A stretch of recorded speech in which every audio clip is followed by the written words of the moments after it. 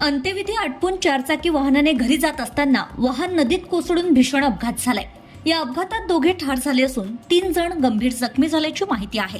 गडचिरोलीच्या अहेरी तालुक्यातील खमनचेरू बोरी दरम्यान असलेल्या दिना नदी पुलावर मंगळवारी ही दुर्दैवी घटना घडली आहे। यादव विठ्ठलराव कोलपाकवार वय वर्ष 73 आणि सुनील मुरलीधर कोलपाकवार वय वर्ष 55 असे अपघातात ठार झालेल्यांची नावे असून अभिजित यादव कोलपाकवार वय वर्ष 40, अर्चना यादव कोलपाकवार आणि पद्मा सत्यनारायण कोलपाकवार हे 3 जण गंभीर जखमी आहेत। अपघाताच्या घटनेनंतर स्थानिकांनी तत्काळ घटनास्थळी धाव घेत मदत व बचाव कार्य सुरू केले।